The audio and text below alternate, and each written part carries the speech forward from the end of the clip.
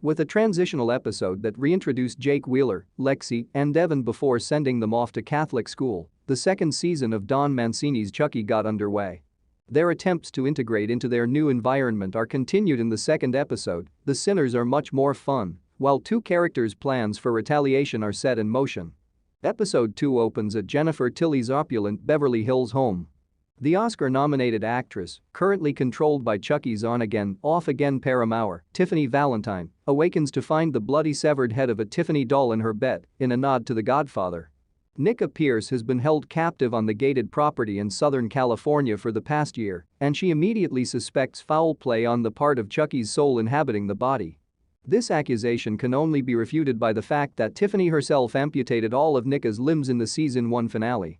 Who, then, severed the head and hid it under the sheets for the fictitious Miss Tilly to find.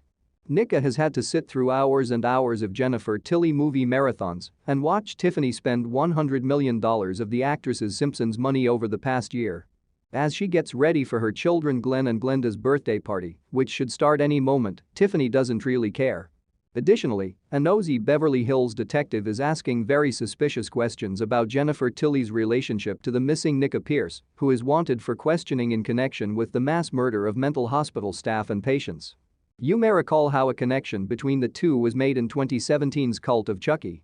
Jake, Devon, and Lexi attend their first morning mass at Incarnate Lord in the East, which is presided over by Father Bryce, the school's sports metaphor-loving headmaster, who strikingly resembles Jake's late father.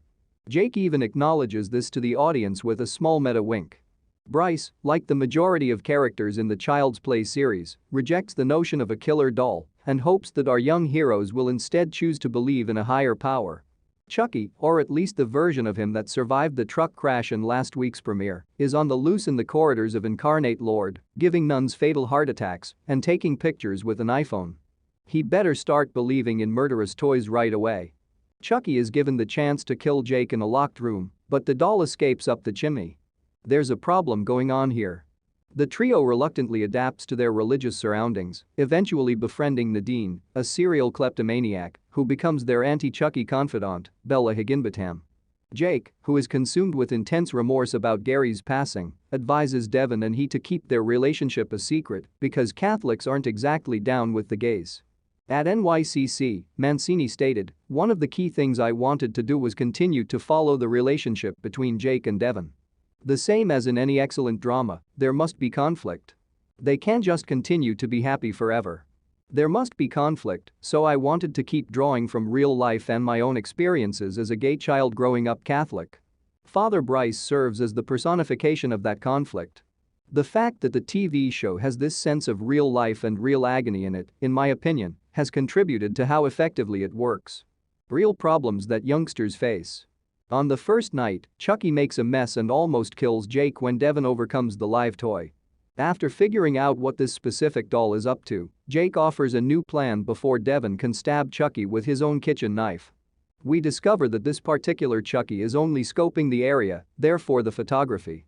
With Nadine's assistance, the group decides to restrain Chucky so they may question him further. Tiffany, who pleasantly welcomed the detective into her home before quickly cutting the man's throat and drenching the floor with blood, confesses to the detective when they return to Beverly Hills. She makes a hasty attempt to remove the evidence, but not before Glenn and Glenda, both played by Lachlan Watson, see the destruction their mother has inflicted. Nicka fights Chucky inside her own mind in the meantime, showing that she and the murderer are actually cooperating. The lighting and cinematography in this scene go above and above to show the underlying conflict between the two characters. In any event, their objectives coincide once again. Tiffany must perish. Chucky seeks retribution, while Nicka is desperate to escape captivity.